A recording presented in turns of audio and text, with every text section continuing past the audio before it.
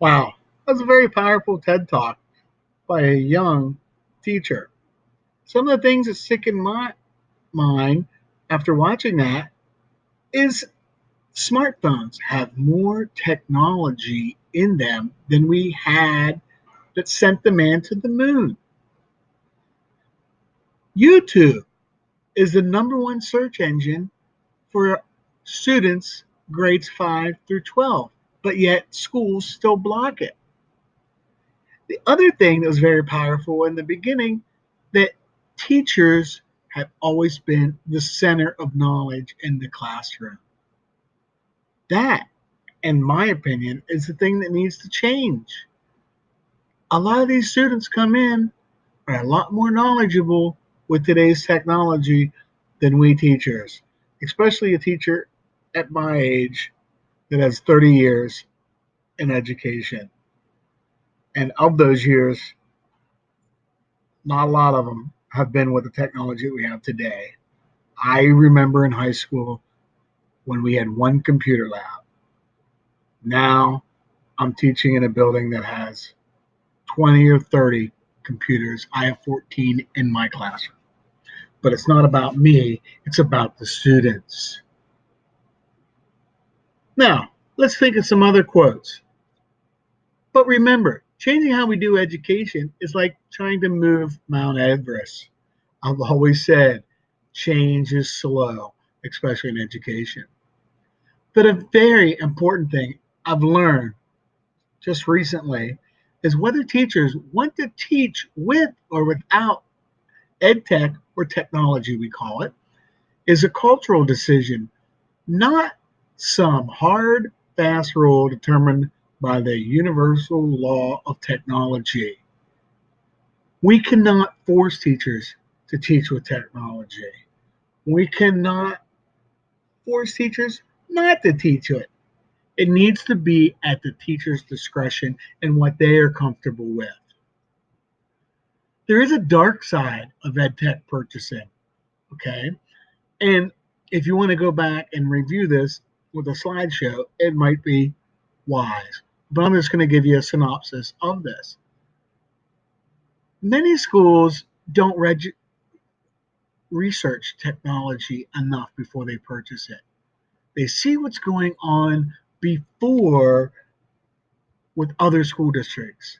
It's keeping up with the Joneses. The neighboring school has it, so we must. Another thing, we fail to ask, do the teachers and students like it? What impact is the program going to have to making changes in the classroom? What is this specifically, is this program designed for? Remember, point of instruction, we heard in the TED Talk.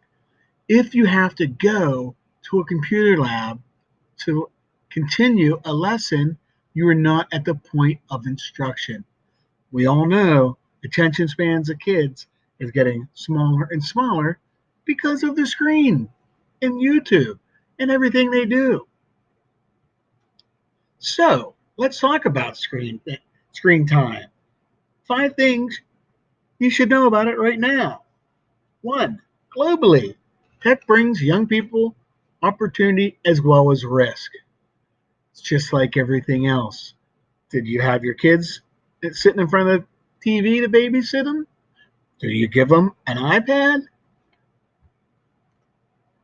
Young people are spending much more time on small screens. 98% of households with children under 8 have access to a mobile device. That's up 52% in 6 years. That's an alarming rate. And screencast or screen time has held steady at 2.25 hours. That's not too bad. Families are organizing to put off giving their kids cell phones. What is the proper age to give your kid a cell phone? I know in my personal experience, it was about my wife and I's comfort having the kid have a cell phone when they turned 12. When they were out exploring the neighborhood We felt comfortable with a cell phone that they could contact us. We could track them. That was ours. What is it? Is it 8? Several of my friends have kids. They don't give them a cell phone until they're 16. That's a wise move. They don't get involved in the social media. It all depends on individual parent. A new study offers ways to measure problematic media use in children. Okay, it's hard for my child to stop using screen media. Yes, it is. Sometimes we as parents, we have to say no. Nobody likes to say it, but we have to. Sometimes my child's screen media causes a problem for the family. Yes, I've seen that in my family. We argued about the TV in the family room. Easy solution, I put TV in the kids' room. We didn't see them. Was that the right decision? Obviously not. It kept the peace. But it turned around. My youngest, that's 15, actually took the TV out of her room and says, I don't watch it anymore. But then again, she's on her screen on her Chromebook. Screen time limits have nothing to do with young child's ability to thrive. There is a lot of educational stuff on the screen, on computers. It's the same thing. You can have them playing video games, counts as screen time, or you can have them watching PBS on the TV or Googling YouTube videos on things they like. It all depends on the quality of what they're doing, which goes back to, is technology being used effectively or ineffectively in classroom? Technology is more than a tool. It's transformative. Yes, it is. I use technology as a tool to improve my students' education, to improve my teaching, to be more efficient. Technology is not just a tool, there's implications. Again, social media, a major problem. We must remember education is turning to technology more and more.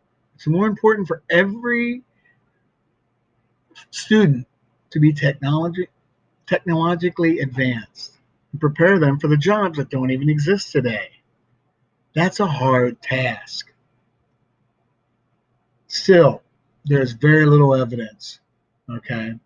We need to emphasize that these systems are not designed to replace the teacher in the classroom, but to complement and empower the teacher. These systems should be used for students when they don't have access to a teacher, when they do their homework, or when the teacher needs a differential instruction. A Google Classroom that I use is a great example. I put lessons on if students need to review them, or if they're absent, or if they want to review them before the test, if they're struggling. Not every student learns at the same time. Students need more than laptops, okay, and links. Again, we've said that. Still, 28% of U.S. classrooms still do not use technology, and 60% of teachers continue to use whole class instruction. I predict these will go both increase, but computers are not replacing teachers. Again, there's statistics that I just read. Teachers need training, both technologically and with their pedagogy. Okay. We as teachers have a 35-year career. That is a long time without retooling.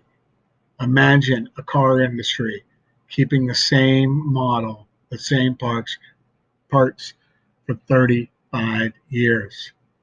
They would not be in business. The education system needs to keep retooling and having teachers retooling using technology or improving their pedagogy. Closing thoughts.